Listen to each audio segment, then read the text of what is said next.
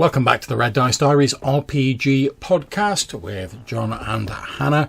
It's Thursday and we're cracking open the postbag once again to see those lovely voicemails that you have sent us.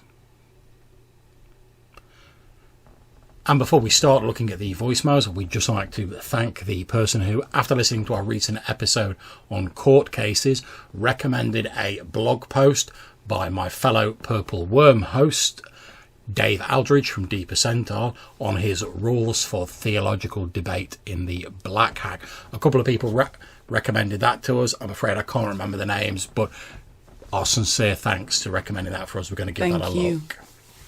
Okay, so speaking of Purple Worm co-hosts, our first voicemail is from my old mucker, Colin Spikepit Green.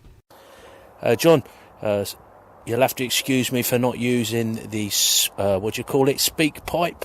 I haven't yet got round to checking it out. It's on my list of things to do. But I have not been sitting idly by. I've been catching up on the your new RDD RPG episodes.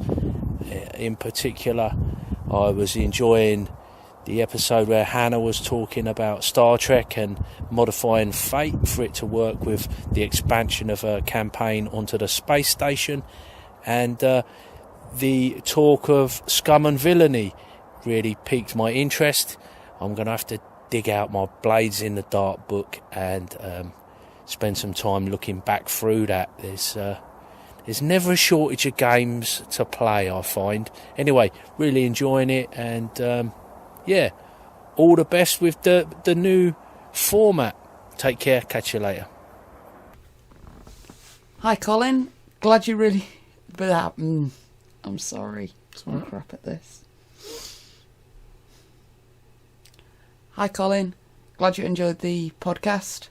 Really glad you've enjoyed hearing me ramble about Star Trek. Looking forward to seeing what else we can put together and hoping that you'll enjoy that as well. Yeah, and we've both been really enjoying the scum and villainy that Johannes is running, haven't we? Oh, yeah. And I know I spoke to Colin a bit about this the other night while we were waiting for other people to turn up to my my Midlands campaign, and we were sort of chatting about, it's got that sort of Star Wars flavour to it, really, hasn't it? Which is pretty cool, and it's got some interesting little mechanics to it. So if you're a fan of like Powered by the Apocalypse and you like a bit of Star Wars, give it a look. Absolutely, it's a very fun game. Okay, and next we have a trio of voicemails from that well-known OSR anchorite Jason Connolly of the Nerds RPG Variety Cast. Take it away, Jason. Hey, John and Hannah, you did a great job with the how to run a game online episode, the top 10 tips. I think those are some of the best tips I've heard. I've run games online for a little bit now, but the keep it simple, stupid thing, the KISS principle is huge. I know people worry about dice rollers and all this junk. You know what? If you can't trust people to roll dice at home, don't play games with them. Or if somebody has to cheat rolling dice, if that's what makes their life better, then why take that away from them? It doesn't hurt anything, ultimately. Just keep it simple. You guys had some wonderful advice. I'm really glad you put that out there, and I'm going to recommend that in my next episode and to other people whenever they ask, because you nailed it, spot on. So just want to let you know that. I'm really enjoying your episodes, and I'll talk to you later. Hi Jason, really glad you enjoyed the 10 tips for RPGs online. We'll be following up with some more 10 tips videos whenever we can think of 10 tips for something. And in fact, by the time this episode comes out, there'll probably be already another cheeky one up there, so I hope you've enjoyed that as well. And your point about, particularly at the moment, trusting people to roll their dice or just not worrying about it, absolutely. Keep it all simple, keep everybody in the game. Yeah, I absolutely agree. I mean, if you can't trust people to roll their dice, one of the most basic things in a game, how are you going to trust them to be doing like the more complicated stuff in your game, Thanks very much, and we've got another message from Jason coming up now. Hey, John and Hannah, Jason here. Really enjoyed your episode on the Living Wall. I like your format. I think your show lengths are just about right. You're under that 20-minute mark, staying about 15 minutes, and you're doing a separate, interesting thing each show. It's a much better version of a variety cast than my silly show. So I enjoy that. I may retailer what I'm doing more towards what you're doing. I'll copy you. Ha ha ha. Oh, wait, that's the mimic. That's a different monster. That's next week. No, seriously, I do enjoy the shorter episodes. I enjoy the more frequent episodes, and I really enjoy you talking back and forth. And, like with Living Wall, talking about pop culture references, talking about historical and, mythological references, how you can use them in your games. I thought that was really well done, and I look forward to future installments of this series as well as other ones that you're going to do. So keep up the great work.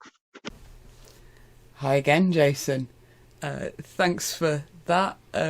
Hopefully you've seen that we've already put out an episode on mimics just for you. And if you or anyone else wants to shout out for a monster episode that they want to see, or anything else they'd like to hear us talk about, do let us know. Hey guys, Jason here. Really enjoyed listening to your Session 0 V5. Interesting stuff. I like your insights and your ideas into world building and the idea how to, if you're, which should be common sense to everybody, but if your players take certain skills or highlight certain things and you want to work them in the game and the idea of making sure you're playing a game everybody wants to play. And I think that's huge. Like I said, I'm really enjoying the new podcast and, format. And I'm really enjoying these discussions. You're talking about different things. And don't be afraid to go in depth and do a longer episode like this every now and then, because it was really enjoyable. And I love hearing you guys talk about this stuff. So talk to you later. Thanks very much, Jason. We really appreciate that call. I'm glad you enjoyed the V5 Session 0 sort of discussion that I had with Johannes. Yeah, we're going to put out the occasional slightly longer episode when we have a subject that we feel merits it, but we're going to try and keep the other episodes reasonably short and punchy, just because we know people are busy and people haven't got time to listen to like 3 sort of 2-hour episodes plus whatever a week, but we will do a longer one every now and again when we think it's necessary. Thank you very much for the call. Hey, John, Hannah, Jason here. Enjoyed your court case episode. Hopefully I've left you a couple ideas to use for court cases in my latest episodes. But, one version that I like is Savage Worlds. So I've got the new version of Savage Worlds. I haven't opened it yet. I know that's a surprise. But I doubt this has changed. I pulled out my Deluxe Explorers Edition, and under social conflict, it works under 3 rounds if you're doing like a court case. And during each round, you'll have one side will present their case, the other side will dispute it, and then the third round, be going back. And then you make opposing rolls. If the GM thinks a side makes a particularly good point or strong case, then give them a plus 2, -2 to their roll, obviously adjust this to your system. The other thing it has is your other party members, if they provide something, they can assist, so that you could use that as far as if somebody's running around getting information and bringing evidence. You have that investigator that's running in the courtroom last second for Perry Mason kind of thing.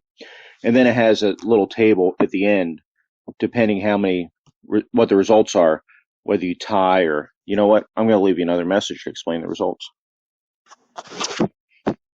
So again, Savage World, social conflict rules. It's broken down to three rounds of conversation, each focusing on one particular point. Further rounds represent the turn of conversation to additional points. Each round, player character role plays his argument, makes a persuasion roll, which obviously you do however you can do in your system. Or if they're arguing against him, he would make an opposing roll. So after you've gone those 3 rounds, or however many rounds you want to go back and forth, you check how many victories each have, so you have margin of success. If it's tied in a court case, the defense would win as the burden of proof is on the prosecution. On 1 to 2 margin difference, the jury finds a reasonable doubt if defense wins, or assigns minimum sentencing if the prosecution wins. 3 to 4, the jury invokes severe sentencing if the prosecution wins. If defense wins, defendant is cleared on all charges. And 5 plus, the prosecution wins court case, defendant receives a maximum penalty. So, just a thought, Savage Worlds actually does a lot of things really well, and has a lot of little sub rules like that work pretty well.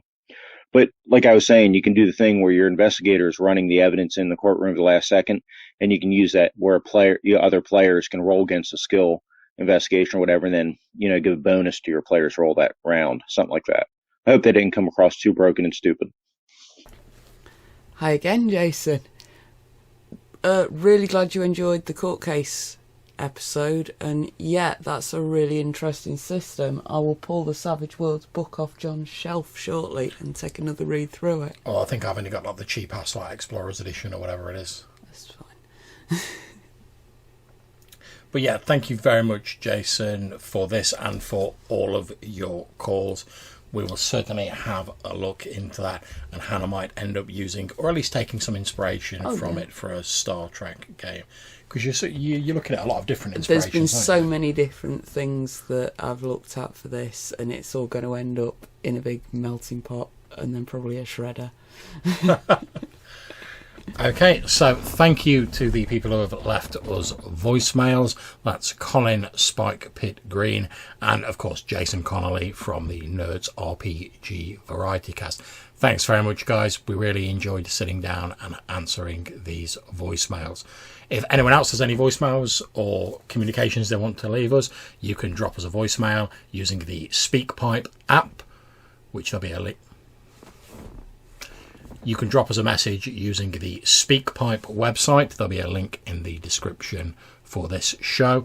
Or you can leave us an email.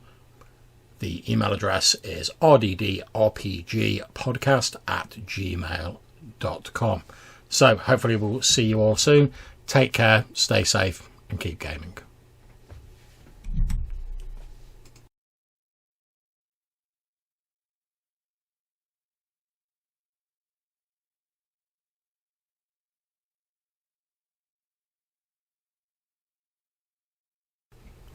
Hi Jason, really glad you found the 10 tips online RPG. 10 tips on running a game online. Hi Jason, really glad you found the 10 tips video useful. It's not a video.